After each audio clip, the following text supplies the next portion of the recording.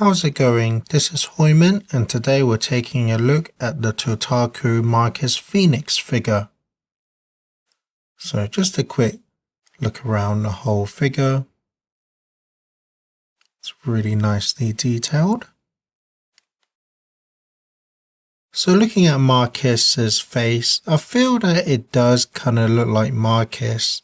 They have captured the likeness of his character, but because it's so small and with all the shading on his face, it's kind of hard to see all the different details. But when you look closely, you can actually see his eyes are nicely painted on. The shading for his facial features are also present, so it does look pretty nice overall. But I will say the paint job on his face is a little bit sloppy in that it kind of blends over to his bandana, so it's quite noticeable.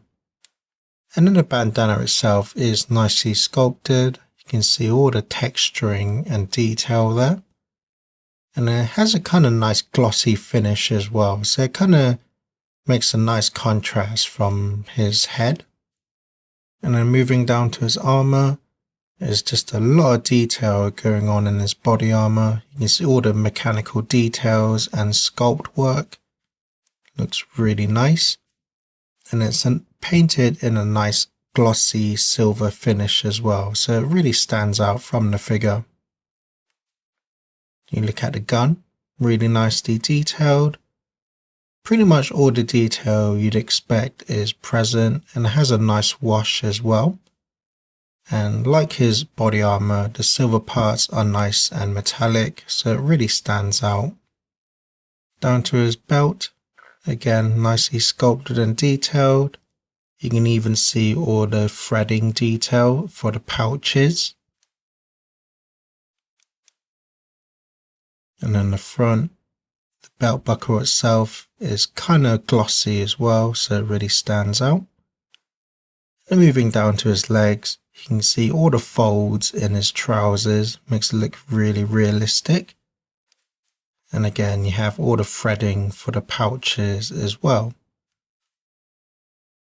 And then all the folding at his knee, looks really nice. And then you have the shin guards, and again, they're really well sculpted and have a nice metallic shine to them.